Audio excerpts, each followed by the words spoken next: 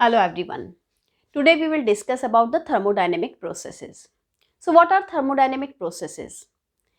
Any process in which the thermodynamic variables of a system change, then such a process is called as thermodynamic process. Now, thermodynamic processes में there is a problem always that whenever there is a system which is not in equilibrium, then it is very difficult to analyze and understand the system. So that's why the concept of quasi-static process was given, which is called as nearly static process. So where the parameters change are considered to change so slowly that it can be considered as nearly static process, and that way we are able to analyze the system easily, right? So first we'll mention thermodynamic processes. So here the process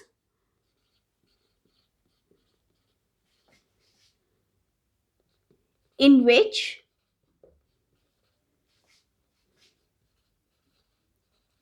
thermodynamic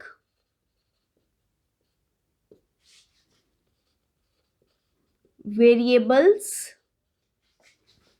of a system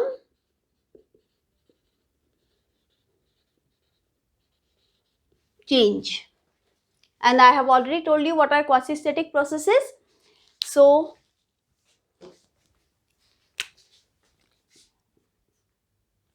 nearly static processes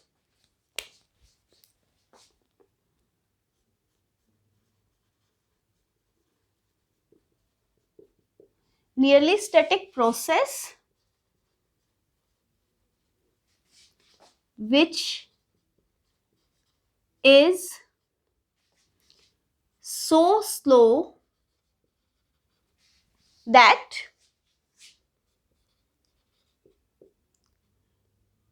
its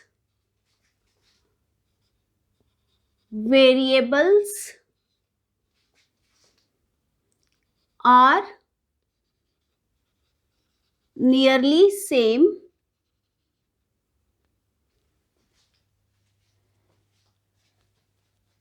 for a small interval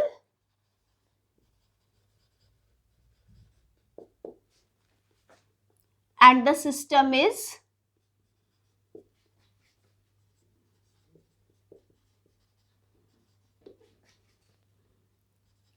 in equilibrium, or you can say it is considered to be in equilibrium due to its slow nature, right? So this is not actually so slow, this is not actually static, this is nearly static. Quasi word literally means falsely. So this is not static, but it is nearly static. Now we have four thermodynamic processes in our course. The first one is isothermal,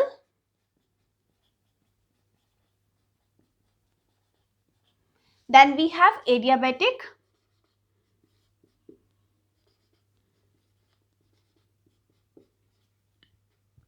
then we have isochoric, and then we have isobaric.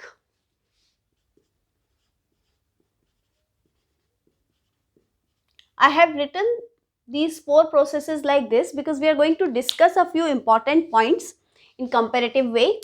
So isothermal process is the process in which the temperature is constant.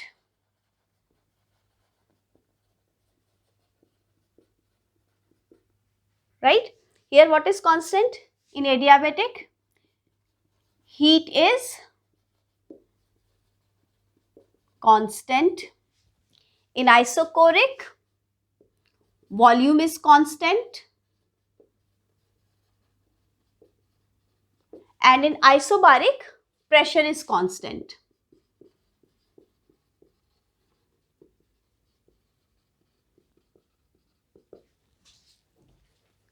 Then here in case of isothermal process, Boyle's law is followed.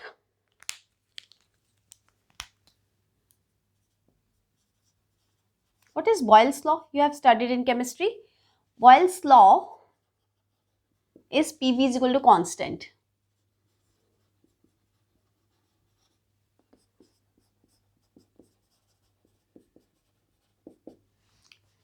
In adiabatic process, Poisson's law is followed.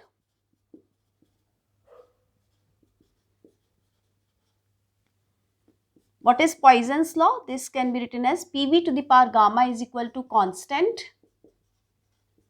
where gamma is the ratio of the specific heat at constant pressure and specific heat at constant volume. That means Cp upon Cv is equal to gamma. This is Poisson's ratio, right? Here we have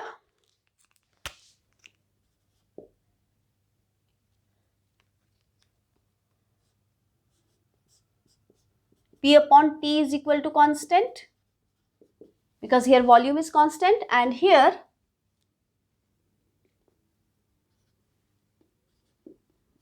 V upon T is equal to constant. Then we have the form of the first law of thermodynamics.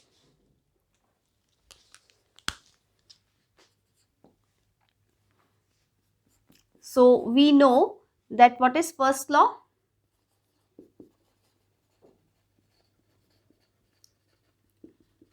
First law is delta Q is equal to delta U plus P delta V, or you can say delta Q is equal to delta U plus P delta V. Now here temperature is equal to constant. So therefore change in internal energy is 0. Why? Because U, that is internal energy, depends on temperature.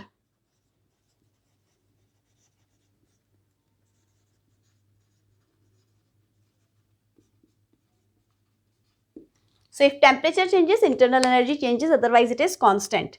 So therefore the first law becomes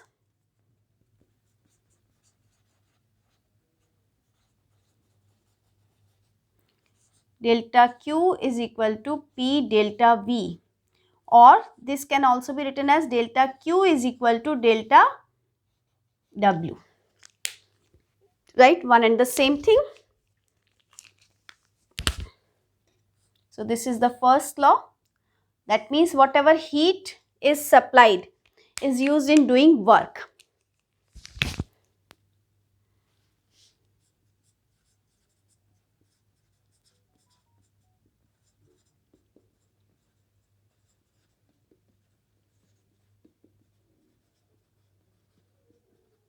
Okay. Now here for this, what will be the form of the first law? You can say here heat is constant. That means delta Q is equal to 0. So you can say delta U is equal to minus P delta V, or the other form may be delta U is equal to minus delta W.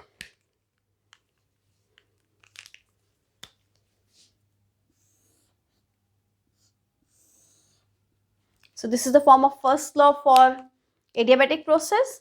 Now for isochoric, where volume is constant, we can write down, if volume is constant, this part will be 0. So you can write down delta Q is equal to delta U. That means heat supplied is used in increasing its internal energy.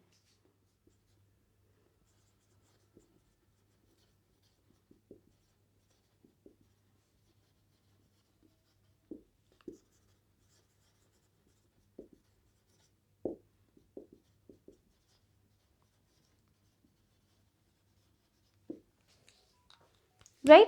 Similarly for isobaric, isobaric means constant pressure, the form of the first law will remain the same.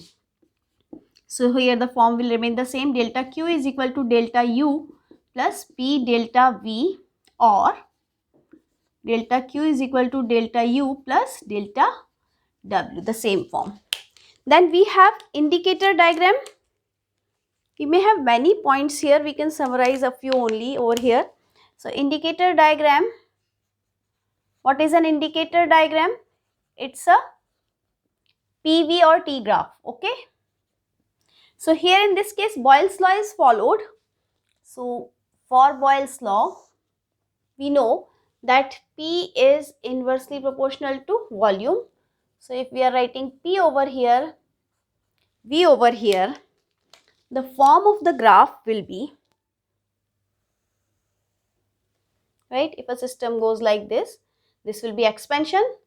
So if this is like this will be expansion. And if the system is like this,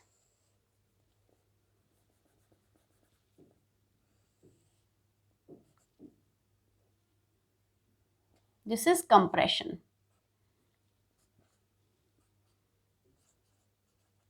Because the volume is decreasing. Then we have indicator diagram for adiabatic. It follows the Poisson's law. So you can say that P is proportional to 1 by V to the power gamma.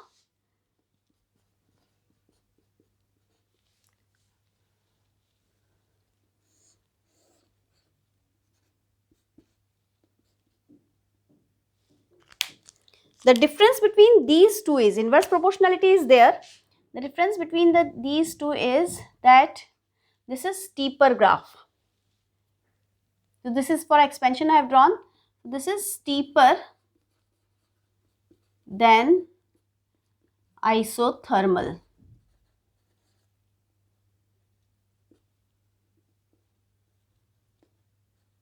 Why? Because this is inversely proportional to V to the power gamma, right? And here also this is volume is constant, so P is directly proportional to temperature.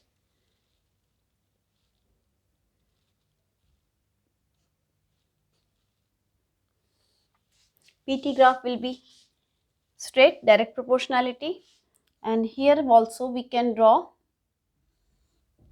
if I draw PV graph, it will be constant, pressure will be constant because the pressure is constant in isobaric. And if I draw volume temperature graph,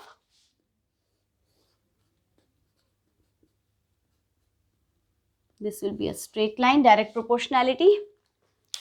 And we know that isothermal process is a process where temperature is constant.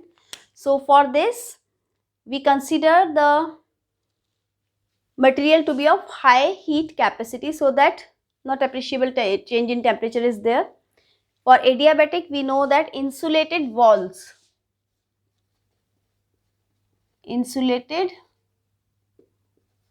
are required. In this case conducting walls are required for the container. So this was all about the basic difference between the four processes. That's all for now. Have a nice day.